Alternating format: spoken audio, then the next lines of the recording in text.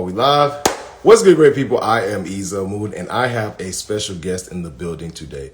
We have Wendie Veloz. She is, in fact, an entrepreneur. I've been doing some research on her. I love the fact that, we have someone that's coming to us with at least 15 years of experience managing social impact programs as well as services. So this is in my wheelhouse because, I'm someone that loves philanthropy. So we're going to be learning quite a bit, not only just about her, but also sustainability. Let's go ahead and for those of y'all who are watching this in the future, definitely make sure that you guys check out my sponsor for this month's interviews, and that's the 1865 Festival. It's held down in Georgia. It's the Juneteenth. It's absolutely amazing. I thoroughly enjoyed myself last year, and I'm coming back this year to end there, as well as help out in any other capacity that I can. So big shout out to them, and go ahead and bring up our guest for the evening. Hello. Hey, how are you? Good to see Well. you. Same here. I'm well. How are you doing today? I'm good. I've had a busy day, so this is the icing on the cake. Oh, okay. So this right here actually is where you're able to kick your feet up, answer some questions, Hang chop it out, up, talk you about know, stuff I like. talk about stuff you like, stuff that you Exactly. enjoy. Wait. Actually, speaking of stuff you like, what do you like outside of what you do? What else do you actually like? Give me a top three. So, Oh, I'm a Reiki master, so I like to do meditation, Reiki, sound healing, all that kind of stuff. And then just hanging out with my nice. dog. Those are my favorite things. All right. Nice. Real quick question. Do you use I'm someone that uses YouTube whenever I do my meditation, right? So I use the guided meditation stuff, and it's pretty awesome for me. Everyone has their own ways of de-stressing and making and the things in which that they love to do. I always like learning about people. Because that for some reason, I feel like for me personally, learning about others helps me figure out more about myself, right? And speaking of learning about others, in my research of you, you come with 15 years of experience. That is absolutely amazing. It seems like, that shows a spirit of dedication. What do you, uh-oh, oh. Y'all, I was just talking away and y'all didn't say a thing. Okay, all right, hold on. Let's bring it back up. Hopefully this. Here we go. Okay. Are we back? Yes, we are. Good. I don't know what happened. My phone fell off of Wi-Fi. Oh man, All of a sudden it was like, we're not on the live anymore. I'm like, oh no.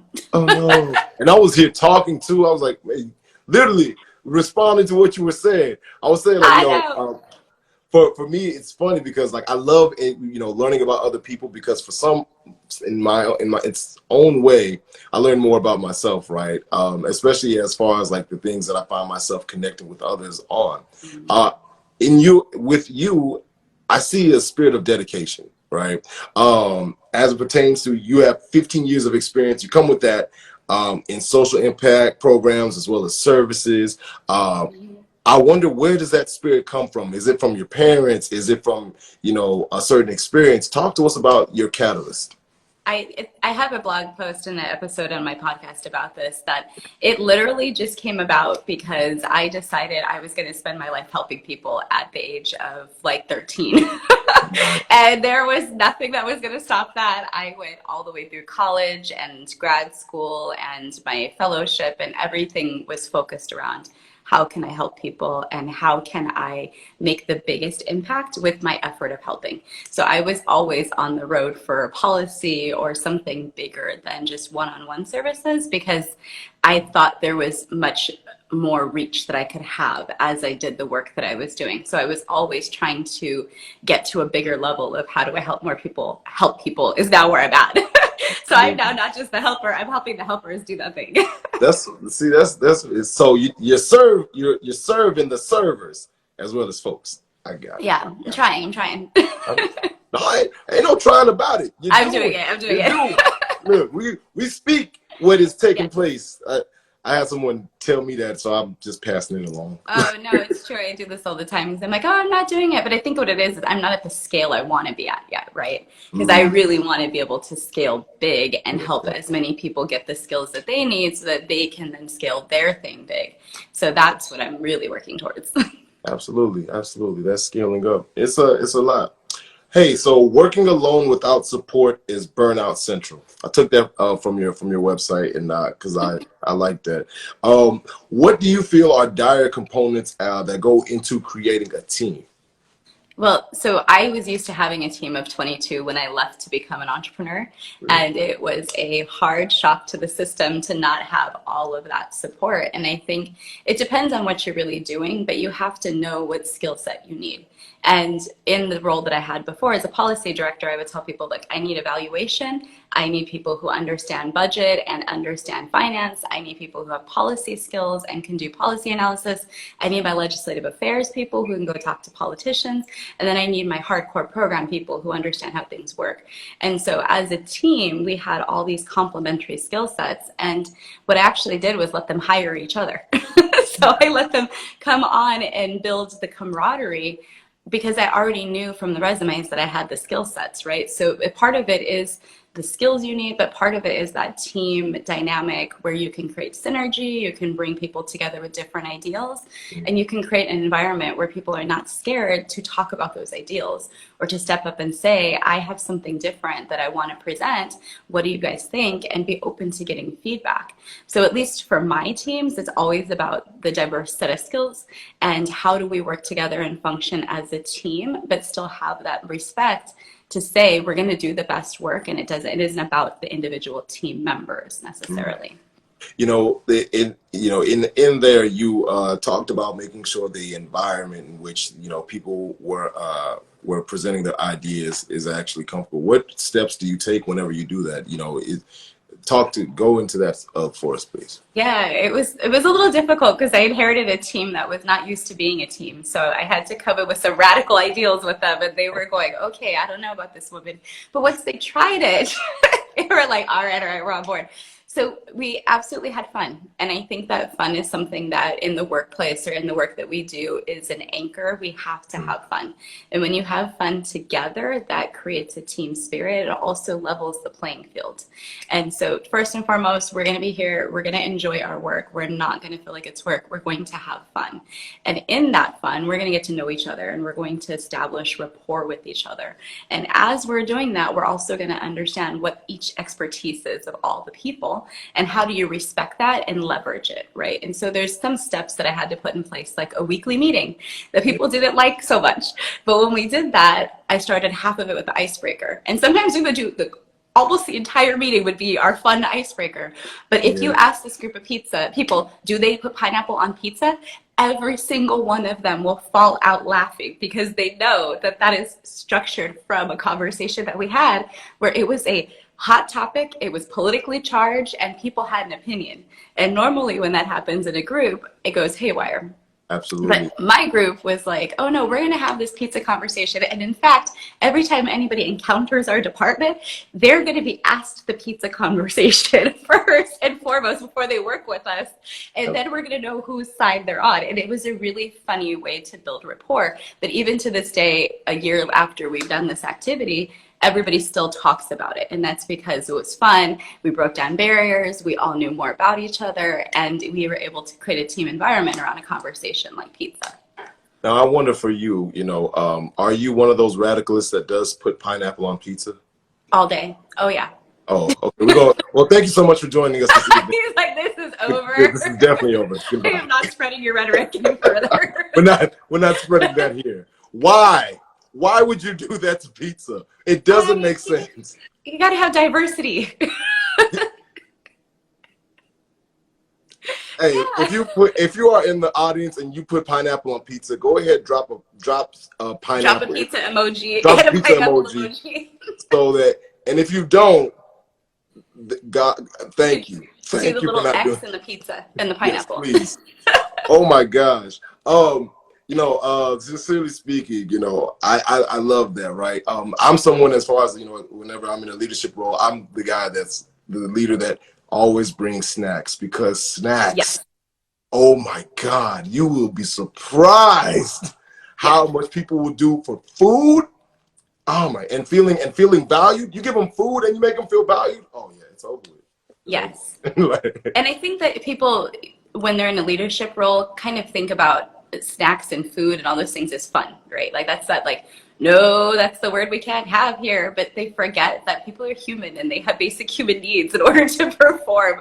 And eating is one of them. Going to the bathroom is another one. You have to be respectful of that, but you can use it to your advantage too, to try to bring people together. So yeah, I'm all about snacks. I used to have a snack bucket in my office, and that was how I got all the best interns to work with me. It's because I had a bucket of snacks. See, look, what DJ Khaled said. You're smart. You're smart. Exactly. I wonder for you, what is your vision of an ideal lifestyle? Because you coach people, right, on lifestyle. What do you feel like is an ideal one for yourself? Yeah, so I had to put my wellness first at some point. I didn't have a choice. I had a complete breakdown in the hospital for a week, all these symptoms that nobody could figure out, and it was stress related. And when my doctor said, we don't even have a diagnosis for you, but you need to get the stress out of your life, I said, okay, let's be serious about this. And it wasn't just a weight loss journey or a journey to be healthier. It had to be very specific. And so I had to retrain myself to say, well, how am I going to create this stress-free lifestyle, right? Like that doesn't even exist. But I was able to use this 8-dimensional wellness model to reframe my life. And so now I focus as wellness first is what I tell people. Wellness first. You cannot do things for other people if you are suffering or you are in the hospital or you are too sick to stand up and serve, right? So wellness first. And then on top of that, finding space for all the other things that you enjoy and you want to learn and grow into. So at least for my lifestyle, it's always those 8 dimensions of wellness, making sure they're all balanced and everything's going good. And on top of that, finding new things, new adventures, new places to learn. So that includes traveling, moving around. I move a lot, actually. So I like being mobile. So my lifestyle is mobile, but that's not for everybody, right? So it's really understanding what's your life and your ideal life, and then putting the plan in action to make it happen. But wellness has to be in there, because if you ignore that, then your plan is probably not going to go the way you want. Absolutely. Drive or fly? I'm a flyer, because I fly. Yeah, I'm a flyer. Yeah. Get on that road a couple times. I'm telling you, it's life changing. I do. I mean, I've driven across the U.S. I've driven across a lot of places. Really? But I've driven all around the whole country of France, like literally in a circle. Wow. So that's probably why I say fly. Oh, okay. Well, never mind then. You got the experience. Yeah, I literally camped all over France, through the Alps, through the Pyrenees, and then back. Man, so what do you feel like, in doing that, what did you learn about yourself in camping all over France like that? Oh, I learned that I really like the €5 rosé that they sell at the camp store. Let's be real clear. There's some good wine to be had at a French camp store. French camp store? Yes. I also learned that in France, the bottle of detergent and the bottle of softener look eerily similar, but they do not function the same as they do not in the US. I accidentally washed things with the wrong thing. But no, I really learned that it's helpful when you're kind of being this sort of nomadic lifestyle or whatever, to still have a grounding or a foundation for what you're trying to do, and to really have a goal on how you're going to see another country and to what you're going to want to learn or pick up as you're there. If you're trying to pick up the language or just the culture or just experience it, because you can go through a trip or a drive or anything like that so fast that you don't really enjoy all that comes with it. So having something to think about, how am I structuring my trip? Am I learning new cities I've never been to? Am I trying to meet new people and have new adventures around people? Am I trying to go have $5 wine at every camp I go to? There's there's a lot of goals to this. So I think, at least for me, that when I was rolling around France, I learned a lot of stuff, but I also really learned how to adapt when you cannot speak the language, you do not know where you're going, and you have a car that you need to get somewhere that you don't know where you're at. Oh my gosh, that sounds absolutely amazing. And honestly, I'm going to try that at least one time before this life. I have an itinerary I can send you with all the campsites and the whole thing. Please do. I want the itinerary. Yeah. Send it. I don't drink, but I'll just stock up on the wine just because. No, even the camp store has the best baguettes and like cheese. Wow. I mean, Okay. the snacks at the camp stores are not to be paralleled. I have a question. Do you think they'll look down on me if I take a baguette and like eat it with syrup? I'm a syrup person. I don't. I think it almost as anything goes with the snacks because people would probably look at you and be like, "Huh, that's weird," but you're American, so you know. Like, I'm definitely gonna lean into the fact that I'm like Nigerian while I'm out there. Like, yeah, I'm oh Nigerian. yeah, oh, Yeah, there you go. That would be perfect. you Yeah. know, I gotta lean into it. Just depending on where I'm at. Yeah, but then you might get called out by some Nigerians who are also like, "Why are you putting why are you putting syrup on this bread, sir?" Omo, what's in the do you now? Why is there syrup on this bread? Yeah, Sir? sir, sir. Yeah, no, I was. Come here.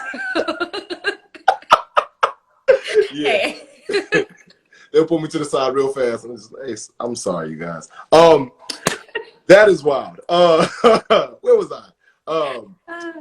Let's talk about. You have a quote. That I honestly sat back and I analyzed. There is an assumption that money is the only thing required to sustain a social impact program or change effort. You know, what do you feel drives this notion, especially as it comes to changing effort? When I first started development work back in 2005, 6, I heard something from someone that just stayed with me for the rest of my career, which is basically like, your job is to work yourself out of a job. Your job is to make yourself obsolete and to create sustainable change, to create the capacity that you don't need to be here doing this anymore and that people can do it for you, right? And you're there to serve, to teach, to show, to demonstrate. And so when you take it from that perspective, money can't be the root of what we're doing because money doesn't come with capacity building all the time. Money doesn't come often with teaching and showing and really demonstrating to people different ways to do things, but then allowing them to take charge and do it, right? The way they're going to do it and the way that needs to be done for that community. And when you're looking at it with money perspective, money comes with a lot of purse strings, with a lot of requirements, a lot of things you have to do. And that doesn't allow the community then to really thrive in the way they need to or build things according to what they want or what they need to see. So when you're thinking about it that way, you're really limiting yourself, but you're also limiting how many funding streams you can actually leverage together, which is kind of interesting. People tend to go straight for a grant or they go straight for this particular type of funding without really looking at, well, what are the root causes of the issue that I'm trying to address?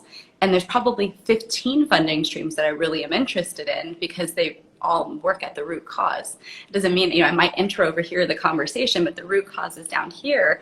If you're getting funding for just this, there's all these other root causes you're probably not addressing. So it's really, to me, the start of a conversation or part of a conversation, but it can't be the totality of how you sustain something because over time, we all know that funding changes and dries up.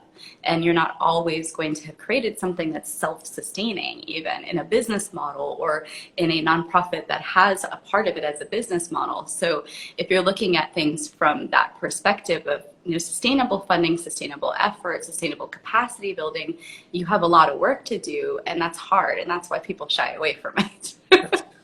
No, that is definitely hard. You know, no one wants it. I feel like there is a mindset that, you know, anything that is difficult, we got to get away from it, right? Because, you know, everybody wants to go to like, oh, this is easy, yay. Yeah, or somebody did it this way, I'm just going to cookie cutter it over here, and without adapting any of the things for the place you're trying to put it or the people who are trying to receive it. And when you do that, then you just end up with the same thing over and over again, and none of it sometimes eventually doesn't even look like what it's supposed to look like. True. This is very true. You know, I want to go into sustainability. You know, you touched on it. Well, you actually brought it up. I'm on a soapbox of sustainability right now, if you can't tell. Look, and you know what? We are going to promote that soapbox. You go. You do it. You do it. So sustainability is defined as avoidance of the depletion of natural resources in order to maintain an ecological balance. And it's also been said that it is a broad policy and ethical concept that is commonly considered to have three dimensions: the environmental, economic, and social dimension, as well as intergenerational equity. Mhm. What drives you as far as to continue to do this work as well as blog about this work? You know, what is the battery that is in your back? You know, Yeah. Try to, why are you doing this? Yeah, why? yeah, where did this soapbox come from? Well, in my years in the federal government, I saw a lot of nonprofits and a lot of programs fail. There was like project-itis, right? So you start the project, you do the project, and then it goes away. And what you don't see is a lot of people talking about, again, the root causes or even the reasons why we have to dismantle these structures in the first place, which gets to the intergenerational trauma, the healing that needs to be done, the work that we need to undo racism and undo a lot of structural damage that past generations have created. So when you're talking about sustainability, the reason that that intergenerational equity piece is even there is because these systems have been harming people and were created to harm people a long time ago and have been since, right? So in order for us to really undo them, there's people like me who have to be out in front and be like, guys, we need to expect more. We shouldn't be saying that this is it or being okay with the way this is. We have to have the effort put forward to change it. And that's really what drives me, is that it's now our generation's time to be in charge. There are not people telling us, no, you can't do that anymore. And if they are, we can go back and now have the power to say, no, we're going to do it different. And there really isn't a lot of people galvanizing together to say, hey, we're definitely going to change some things around here and just watch, right? So I think that we have to be stepping up as this generation of adults between Gen X and Gen Z to collectively say, oh, no, we don't want this anymore. And not only do we not want this anymore, we have the ideals that we want to put in place. And thank you for what you've done and thank you for getting us here, but we're going to start moving forward in this way and really pushing the envelope on some of these systems changes, policies, programs that we want to see, things that left and we want to see them come back. I mean, so many things in this space need to be done. And so that's really what keeps me going, is seeing how much potential we have, but also the lack of leadership that we have at the same time. What do you think, what are your thoughts on the mindset that, you know, we can do this without, you know, prior generations like baby boomers? You know, is that something that you feel, or, you know, what are your thoughts? I think it's more in spite of what has been put in place, we have to try to bring them along with us, right? Because even though we know that some of the harmful practices came from boomers and above generations, it's not like they get the whole blame here. They didn't invent colonialism or anything. But at the same time, we do need them to understand that the world is moving along and that they need to start passing the torch over to other generations, because they won't be here that long. And the fact is, they're now relying on us to take care of them, and which I have done in my, oops, my phone is going in. Oh. In low power mode. So at the same time, you know, when we're trying to do this work and trying to move forward, if the baby boomers and the other generations aren't coming with us, then we're going to keep perpetuating the same rhetoric over and over again until they're actually no longer a generation, which would actually be in 20, 30 years, right? So imagine how much time we will lose in between then if we don't do some work to at least say, come on, guys. Wow, to think that that generation would be out by in 20 to 30 years. Now that really, you know, and then I'd be 20 years, 51. And then my son, he would be 23. Now, what are your thoughts on Generation Alpha? I mean, the next generation, right? The next generation, like, what do you feel like, from your perspective, their mindset will be on the world and how we treated it? I think that they might resent us if we don't do what we need to do to change some things, right? Because I feel like they're going to be like, hey, you guys handed us a really bad bag, especially environmentally. And, you know, with the societal structures that we have, there's no quick way to change some of these things. So by the time their generation actually comes of age, we already have created some damage that they're going to inherit, right? So we really do have to do some legwork to also train them and explain to them how to keep the work going and to build that capacity within that generation to move forward from wherever they inherited.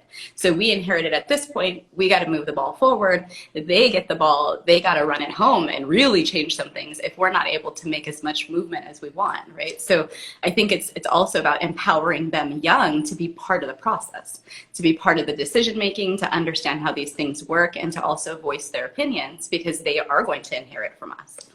Yes. Yeah. I like this. I like this. I like this. I wonder if, or you know, and within your blogs, you talk about a growth mindset, and I'm someone that definitely, you know, is for that, especially when it comes to education, right? That's plastered everywhere. Growth mindset, growth mindset, growth mindset. Where do you find it, though? I'm going to take it the other direction. Where do you find it appropriate in life to have a fixed mindset? So a fixed mindset, for people who are struggling with the difference, right? So growth mindset, you're always learning from your experiences, you're incorporating new things, you're taking that and you're moving forward to continue growing. With fixed mindset, you're just basically saying, okay, I know what I need to know, and I'm moving forward in this trajectory like this. And I think in some ways it's helpful with your education to have that fixed mindset, because it really does help you kind of barrel through the situation. And at least for me, in my experience, having a fixed mindset of saying, I am going to get a master's degree. Like, there is no way that I'm not going to, and I was actually saying I'm going to get a doctorate degree. Eventually I had to talk myself out of that fixed mindset and be like, no, ma'am, we have gone too far with what we got to like go back and do 4 years of academia right now. No. So it was helpful to have that fixed mindset to achieve what I achieved and get past the barriers that I got through. But then once I got to a certain point, I had to realize that that fixed mindset wasn't going to get me to my goal. And if I needed to get to my goal, I needed to change that mindset. And it didn't mean I needed to go to a growth mindset. It just meant that I need to let that go away, because it no longer served me to be with me.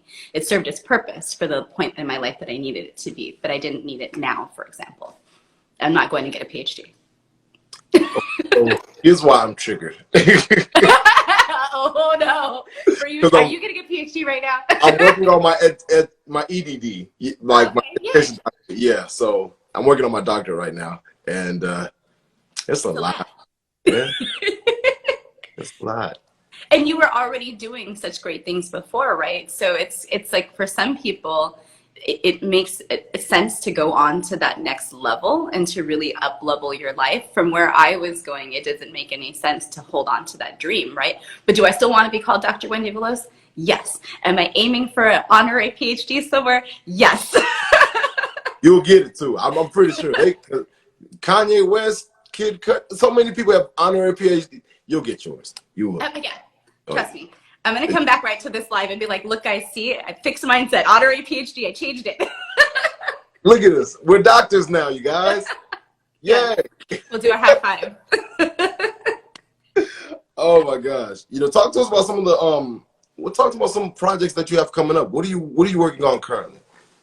Well, so I spent the last year-ish building up a presence on Clubhouse and bringing people together who are social entrepreneurs to try to wrangle folks and voices into the same space. And so you find me on Clubhouse a couple times a week.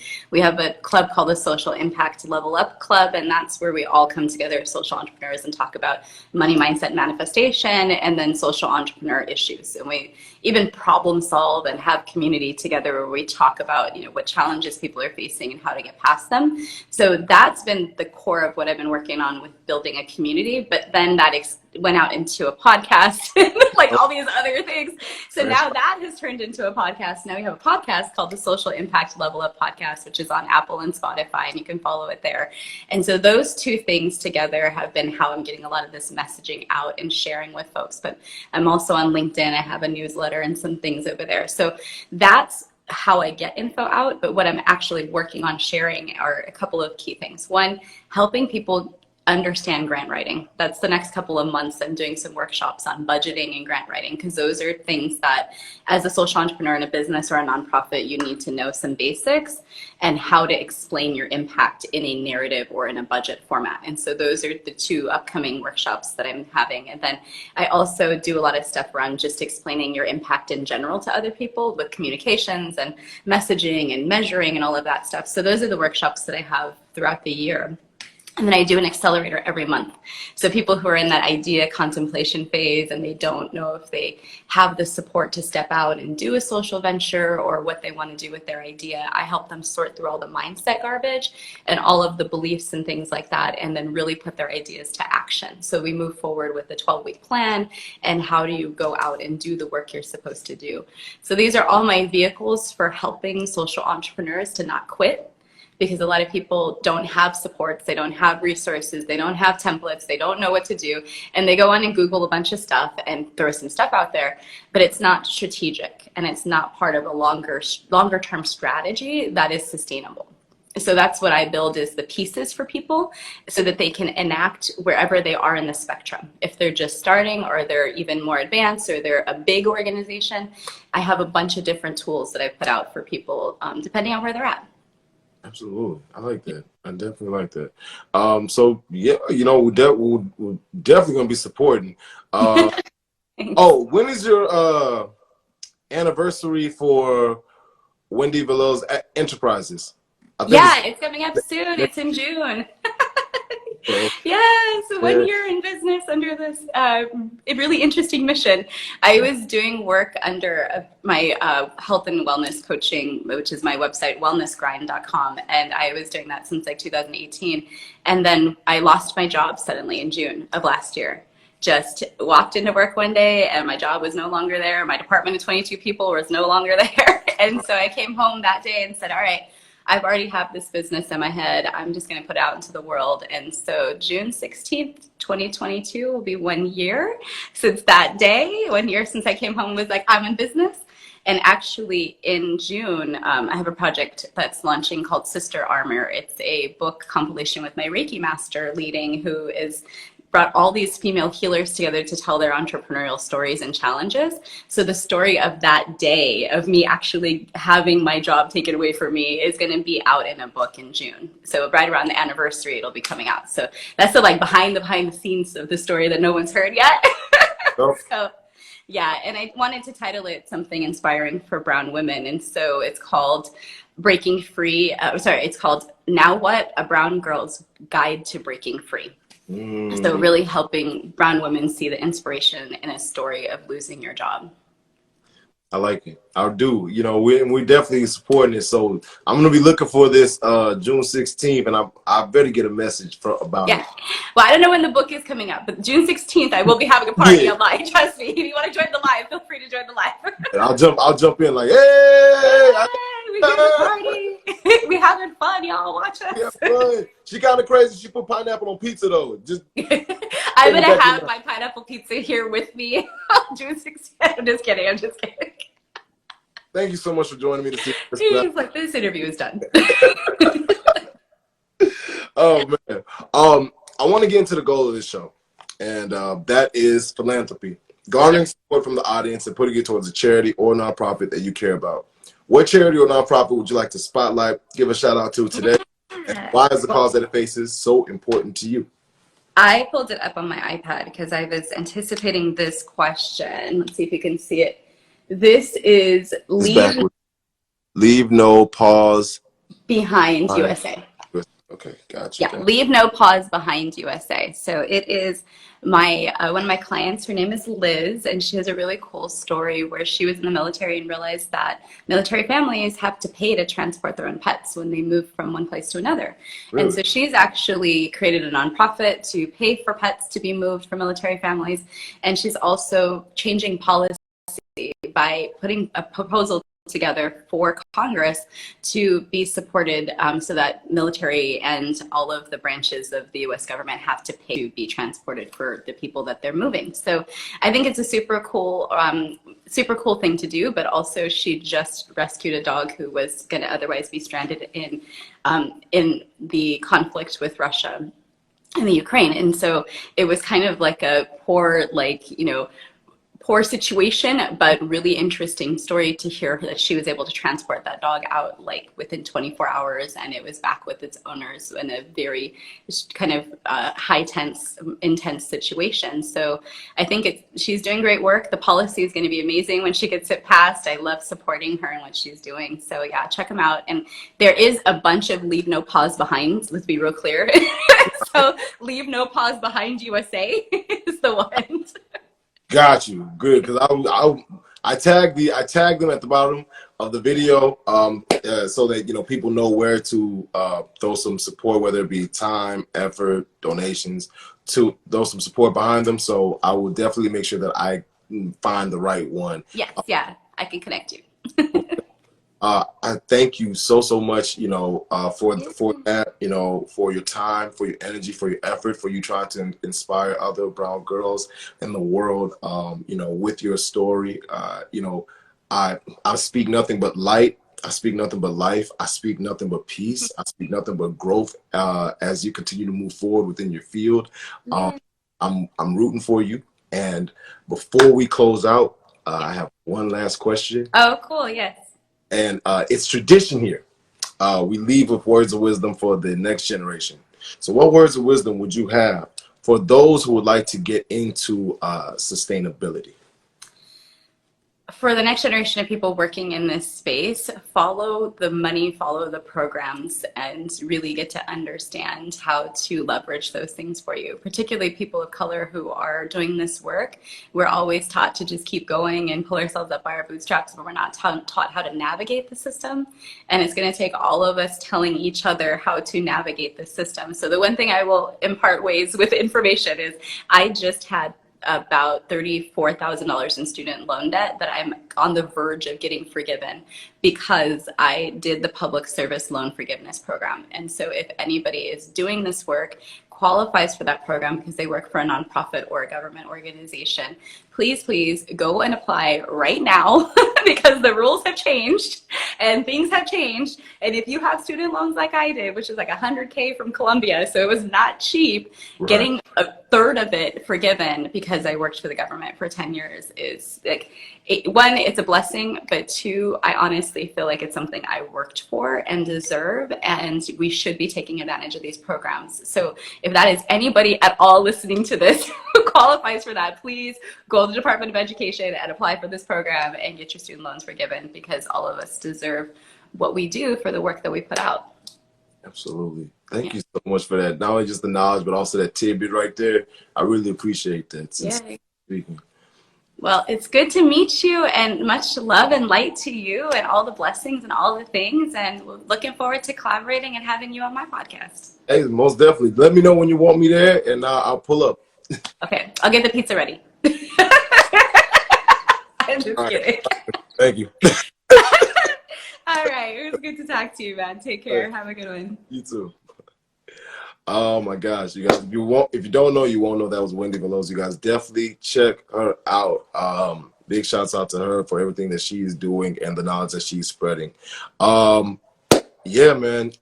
Thank you for the nuggets. Definitely make sure you shoot her a follow. Show her some love. If you enjoy what I do, $Moon. 60% goes to a charity or nonprofit named on the show, and 40% goes to making this the best thing that you've ever seen. Really just trying to continue to grow this platform. I'm trying to get back into doing this in person because I really do miss sitting across from people and talking to them and feeding them as well and doing all this other great stuff. So that being said, yeah, man, I love what I do. I really do. And this was another installment in me loving what I do. I'm Moon, and I'm not doing it unless it's fun and it helps people. Peace.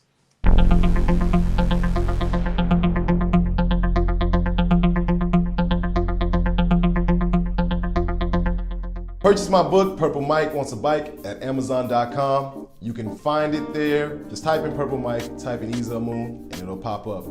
If you guys want to follow me, no, not even if, go follow me at Moon_ on Twitter and Instagram. I'm Moon, and I'm not doing it unless it's fun and it helps people.